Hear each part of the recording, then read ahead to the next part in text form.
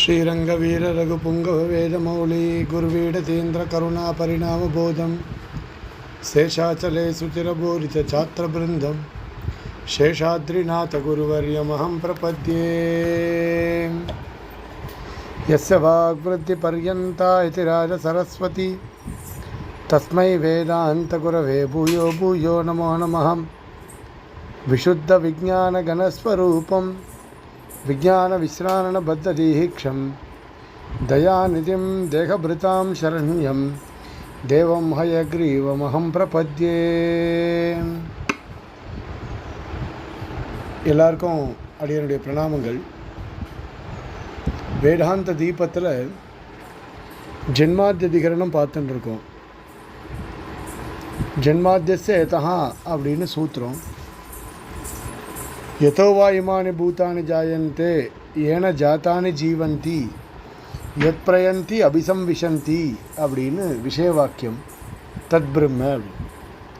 இந்த வாக்கியத்தை கொண்டு பிரம்மத்திற்கு லக்ஷணம் சொல்ல முடியுமா சொல்ல முடியாதா என்பதாக விசாரம் இந்த அதிகரணத்தில் ஏற்பட்டிருக்கு. அன்றைய தினம் பூர்வபக்ஷ பர்யந்தம் பார்த்தோம். பூர்வபக்ஷம் இந்த வாக்கியத்தை அடிப்படையாக கொண்டு லக்ஷணம் சொல்ல முடியாது என்பதாக தெரிவிக்கின்றார். ஏன்னா லக்ஷணம் என்றால் லோகத்தில் இரண்டு விதமாக தெரிவிக்கலாம். ஒன்று உபலக்ஷணமாக தெரிவிக்கலாம், மற்றொன்று விசேஷணமாக தெரிவிக்கலாம். உபலக்ஷணமாக இங்கு தெரிவிக்க இயலாது. ஏன்னா உபலக்ஷணம் அப்படின்னு உபலக்ஷணமாக ஒரு பொருளுக்கு லக்ஷணம் சொல்வதென்றால் மூன்று விதமான ஆகாரங்கள் தேவைப்படுகின்றன. பூர்வ பிரதிபன்ன ஆகாரம், உபலக்ஷிய ஆகாரம், உபலக்ஷண ஆகாரம் என்பதாக மூன்று விதமான ஆகாரங்கள் தேவைப்படுகின்றன. அதற்கு உதாரணமாக பாஷ்யகாரர் ஒரு விஷயத்தை தெரிவித்தார். யத்ராயம் சாரசஹ சஹ தேவரத்த கேதாரஹா என்பதாக தெரிவித்தார். எந்த இடத்திலே சாரச பக்ஷியானது அமர்ந்து இருக்கின்றதோ அது தேவரத்தனுடைய வயல் என்பதாக தெரிவித்தார். எந்த இடத்தில் சாரச பக்ஷி அமர்ந்து இருக்கின்றது? இப்போ தேவரத்தனுடைய வயலில் சாரச பக்ஷி அமர்ந்திருக்கின்றது. அங்கே மூணு விதமான ஆகாரமும் இருக்குது. பூர்வ பிரதிபன்ன ஆகாரம் அப்படின்னா வயல், உபலக்ஷிய ஆகாரம் அப்படின்னால் தேவரத்தனுடைய வயல், உபலக்ஷண ஆகாரம் என்றால் சாரசபக்ஷி அமர்ந்திருக்கக்கூடியதான இடம் என்பதாக மூன்று விதமான ஆகாரங்கள் இருக்கின்றன. இந்த இடத்துல யதோவா இமானி பூதானி ஜாயந்தே என்கின்ற வாக்கியத்தை கொண்டு பிரம்மத்திற்கு லக்ஷணம் சொல்லும் பொழுது உபலக்ஷிய ஆகாரம் இருக்குது, உபலக்ஷண ஆகாரம் இருக்குது. ஆனால் பூர்வ பிரதிபன்ன ஆகாரம் பிரம்மம் எதுன்னு தெரியாதோ இல்லையோ, பிரம்மம் எது என்பதை தெரிந்து கொள்ளத்தானே இந்த லட்சணமே ஏற்படுகிறது. நமக்கு பிரம்மன்றதே முன்ன பின்ன தெரியாது, அப்புறம் எப்படி உபலக்ஷணமாக சொல்ல முடியும்? உபலக்ஷிய ஆகாரம் அப்படின்னால் சிருஷ்டி ஸ்திதி பிரளய கர்த்தாவாக இருக்கக்கூடிய பரமாத்மா. உபலக்ஷண ஆகாரம் என்றால் யதோ வாயுமானி பூதானி ஜாயந்தே, எவனால் இந்த அண்ட சராச்சரங்களும் இயங்கப்படுகின்றதோ, எவனிடத்திலிருந்து உண்டாகின்றனவோ, எவனை அடைந்து லயத்தை அடைகின்றனவோ அது உபலக்ஷண ஆகாரம். அவ பூர்வ பிரதிபன்ன ஆகாரம் என்பது கிடையாது. சரி, அடுத்தது விசேஷணமாக சொல்ல முடியுமா அப்படின்னு கேட்டால் விசேஷணமாகவும் சொல்வதற்கு பிரசக்தி என்பது கிடையாது. ஏன் விசேஷணமாக சொல்கிறதுக்கு பிரசக்தி கிடையாது அப்படின்னு கேட்டால், விசேஷணம் என்றால் அடைமொழி. ஒரு வஸ்துவிலிருந்து மற்றொரு வஸ்துவை மாறுபடுத்தி காட்டுவது. ஒரு நிமிஷம். விசேஷணம் அப்படின்னால் அடைமொழின்னு அர்த்தம். ஒரு வஸ்துவிலிருந்து மற்றொரு வஸ்துவை பிரித்து காட்டுவது என்பது விசேஷணத்தினுடைய வேலை. நீல கடத்திலிருந்து இரத்த கடத்தை பிரித்து காட்டுவது. நீலோ கடஹா, ரக்தஹா கடஹா, கபிலஹா கடஹா அப்படின்னு சொல்கிறோம். நீலம்ன்றது விசேஷணம், கடம்ன்றது விசேஷியம். இப்போ நீல வர்ணத்தை காட்டிலும் இரத்த வர்ணம் என்பது வேறுபட்டது, அதை உடைய கடங்களும் வேறுபட்டவை அப்படின்னு விசேஷணம் என்பது ஒரு பொருளிலிருந்து மற்றொரு பொருளை பிரித்து காட்டுவது என்பது விசேஷணம். இங்கு விசேஷணமாக பிரம்மத்திற்கு லட்சணம் சொல்லப்படுகின்றது என்று கூறினால் எந்த வாக்கியத்தை கொண்டு? யதோவா இமானி பூதானி ஜாயந்தே என்கின்ற வாக்கியத்தை கொண்டு பிரம்மத்திற்கு லட்சணம் தெரிவிக்கப்பட்டால் சிருஷ்டி பிரம்ம, ஸ்திதி பிரம்ம, பிரளயம் பிரம்ம அப்படி ஏற்படும். இப்போ சிருஷ்டி செய்யக்கூடியதான ஒரு பிரம்மம் விசேஷனானாம் பகுத்வாத்து விசேஷ்யஸ்யாபி பகுத்துவ பிரசங்கா.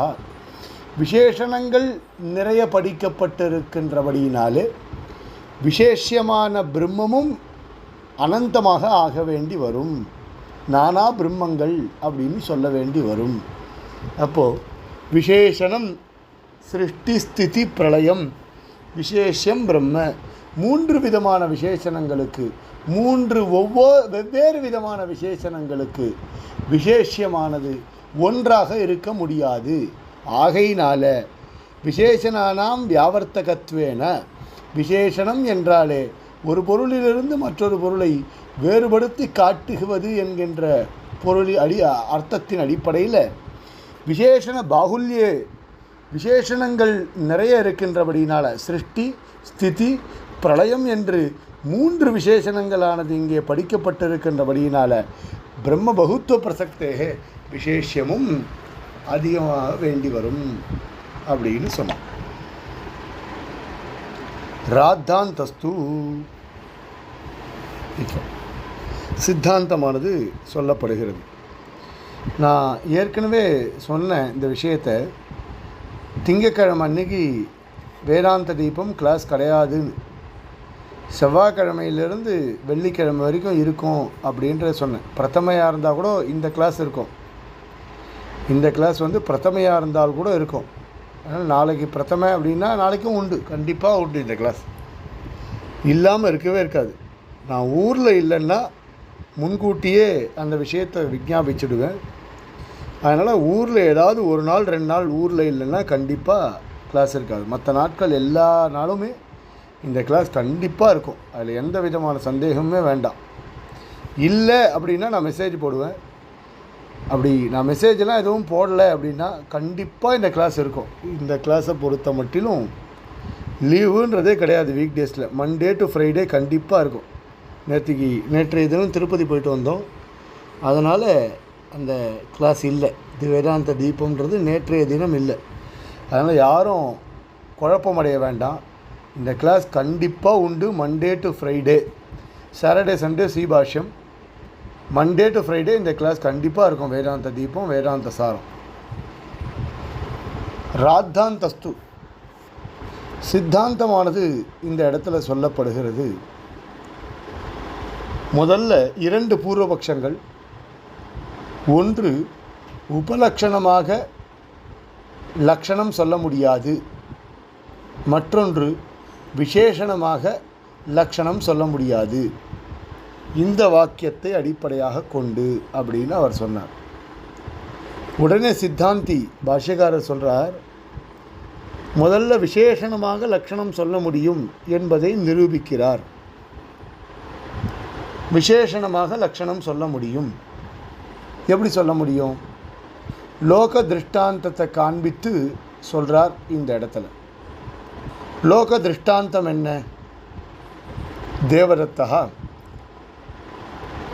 ஷியாமோ யுவா லோகிதாட்ச சமபரிமாண. தேவதத்தன், ஷியாமஹா, யுவா, லோகிதாட்சன், சமபரிமாணன் என்பதாக 4 விதமான விசேஷணங்கள் சொல்லப்படுகின்றது. ஷியாமஹா யுவா லோகிதாட்சா சமபரிமானஹா. இப்போ ஒரு தேவரத்தன் லோகத்தில் இருக்கான். தேவரத்தன் அப்படின்ற ஒருத்தனுக்கு பேர்.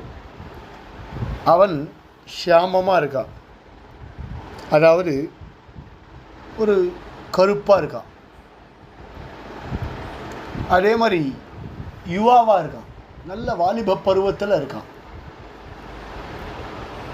லோகிதாட்சா, அழகான சிவந்த கண்களை உடையவனாக இருக்கின்றான்.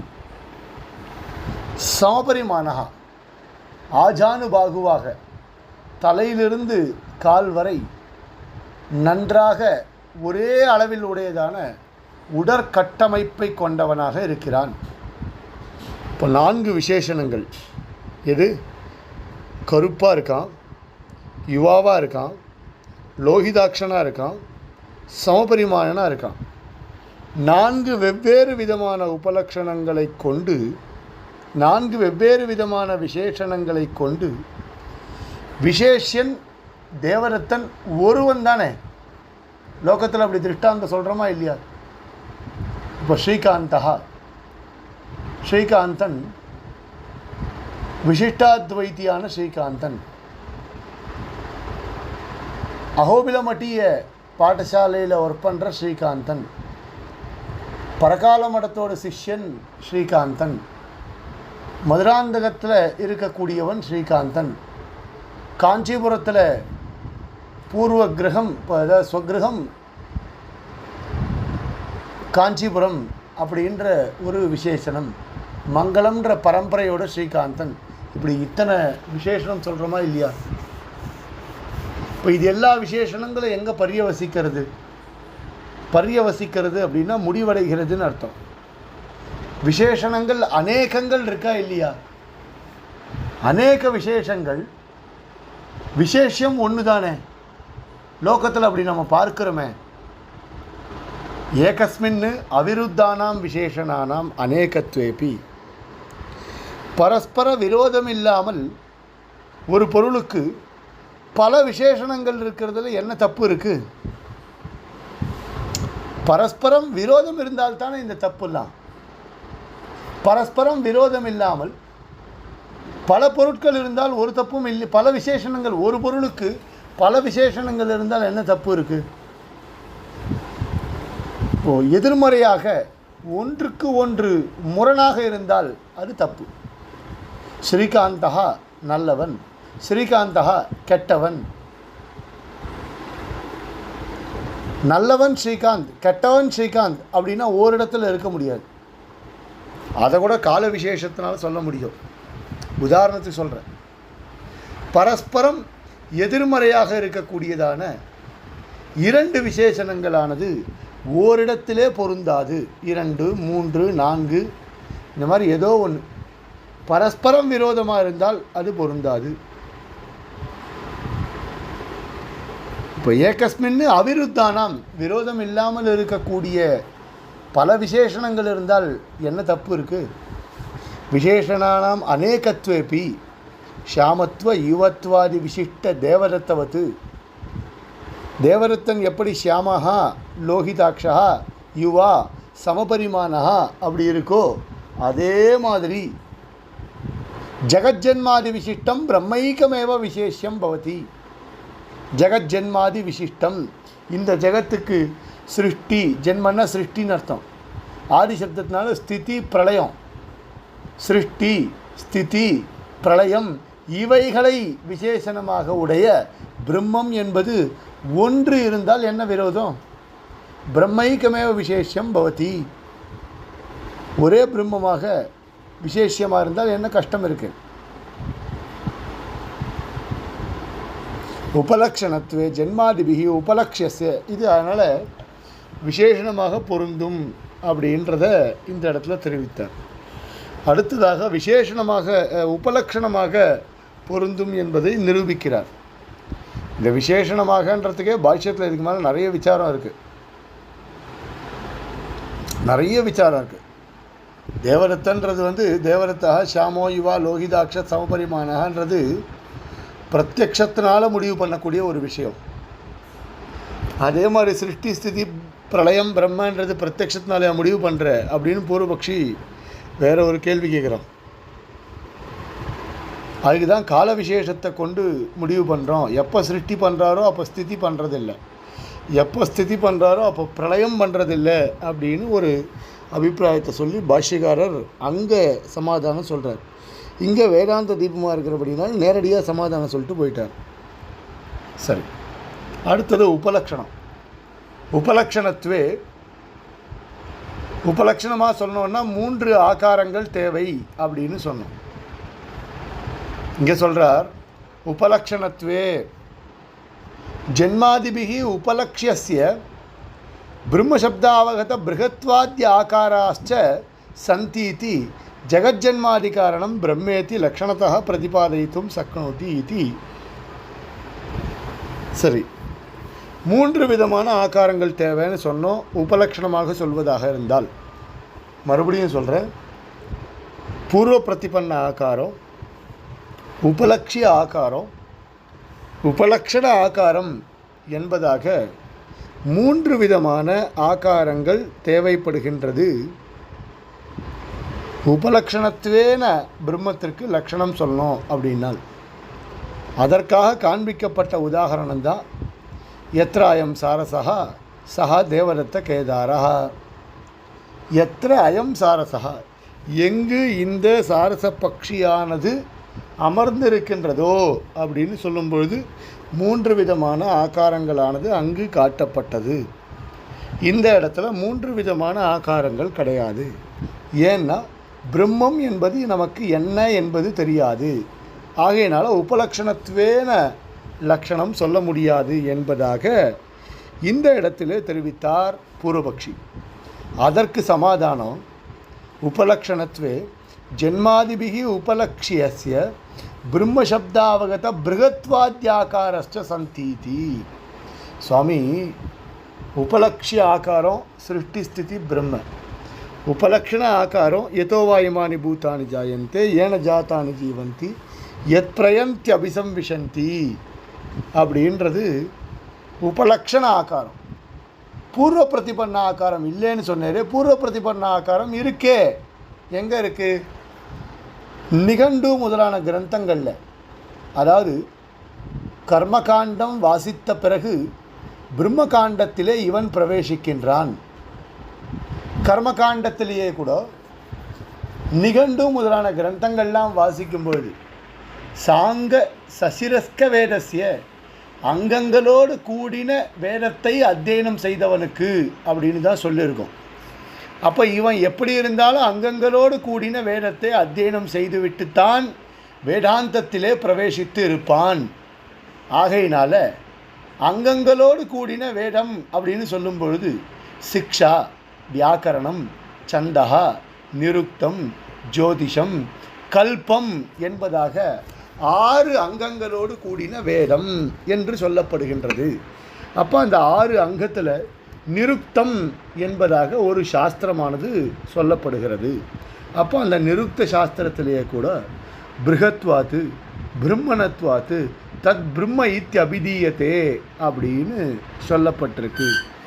அதே மாதிரி பிருகத்துவம் பிரம்மணத்துவம் பிருகதேர் தாத்தோஹோ ஸ்ரவணாத் அப்படின்னு சொல்லியிருக்கா எங்கள் வியாக்கரண சாஸ்திரத்தில்.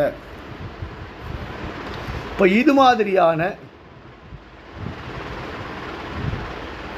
பிரம்மசப்தாவகத்தை, பிரம்மசப்தம் என்பது நமக்கு தெரியாதுன்னு சொன்னியே, பிரம்மசப்தம்ன்றது தெரியும். பிருகத்துவமாகவும் பிரம்மணத்துவமாகவும் எல்லாவற்றையும் எல்லாவற்றிற்கும் நியந்தாவாக இருக்கக்கூடியதான ஒரு பதார்த்தம். ஆபாத பிரதீத்தின்னு சொன்ன முன்னாடியே மேலிருந்த வாரியாக தெரிந்து வைத்து கொண்டிருக்கின்றான். அதுதான் பூர்வ பிரதிபன்ன ஆகாரம். நீங்கள் பூர்வ பிரதிபன்ன ஆகாரமே கிடையாதுன்னு சொன்னீங்களே. அப்போது உபலக்ஷணத்துவே ஜெகஜன்மாதிபிகி உபலக்ஷ்யஸ்ய பிரம்மசப்தாவகத பிருகத்வாத்ய ஆகாராச்ச.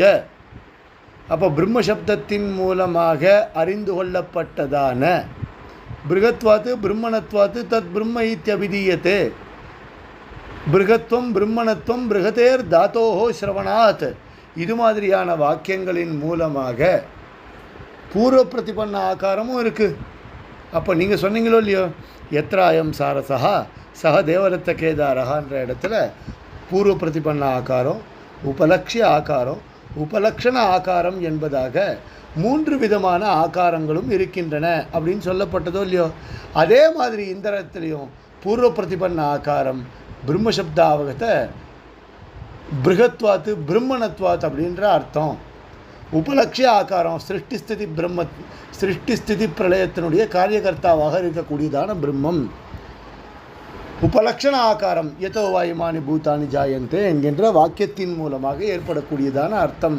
அப்போ ஆகாராஷ்ட சந்தீதி, ஆகாரங்கள் இருக்கின்றன, 3 விதமான ஆகாரங்களும் இருக்கின்றன என்பதனாலே ஜெகஜன்மாதி காரணம் பிரம்மேதி, ஜெகஜன்மாதி காரணம் சிருஷ்டி ஸ்திதி பிரளயத்திற்கு காரணமாக இருக்கக்கூடியது பிரம்மம். அப்போது எப்படி அர்த்தம் எடுத்துக்கணும்? யதோ வா இமானி பூதானி ஜாயந்தே தத் பிரம்ம, ஏன ஜாதானி ஜீவந்தி தத் பிரம்ம, யத் பிரயந்த்யபிசம்விசந்தீதி தத் பிரம்ம, அப்படி எடுத்துக்கணும்.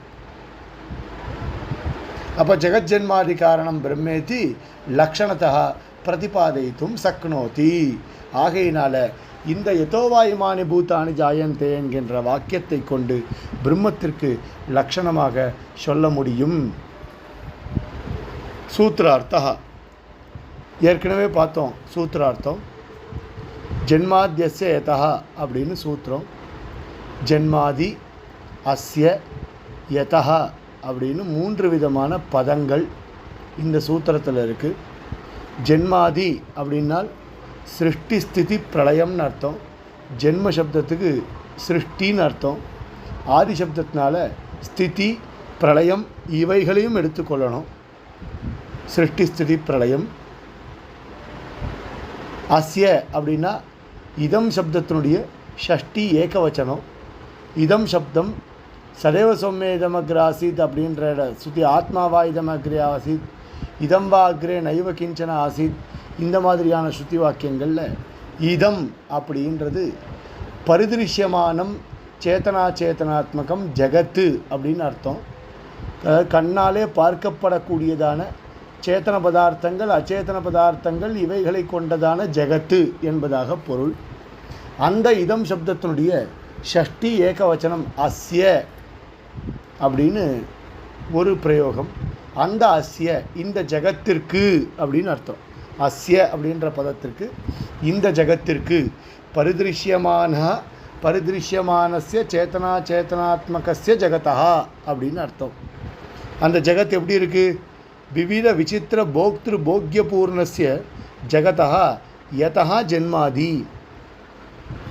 அதாவது விவிதமாகவும் விசித்திரமாகவும் போக்தாக்களை உடையதாகவும் போக்கியமான போக்தாவான சேத்தன பதார்த்தங்களையும் போக்கியமான அச்சேதன பதார்த்தங்களையும் அதையும் விவிதமாகவும் விசித்திரமாகவும் உடையதான இந்த ஜகத்திற்கு யதா ஜென்மாதி எவனிடத்திலிருந்து சிருஷ்டி ஸ்திதி பிரளயங்கள் உண்டாகின்றனவோ தத் பிரம்ம அவன்தான் அதுதான் பிரம்மம். இது பிரதிபாதயித்தும் சக்னோதி ஏதத் வாக்கியமிதி. இந்த வாக்கியமானது இப்படிப்பட்ட லட்சணத்தை தெரிவிப்பதற்கு இயலும் அப்படின்னு இந்த இடத்துல ஜென்மாத்யதிகரணத்தை பூர்த்தி பண்ணுறார் பாஷ்யக்காரர். இந்த இடத்துல நாம் சாரத்தில் இந்த விஷயத்தை பார்க்கணும். கவிதார்க்கிய சிம்மாய கல்யாண குணசாலினே ஸ்ரீமதே வெங்கடேஷாய வேதாந்த குரவே நமஹ.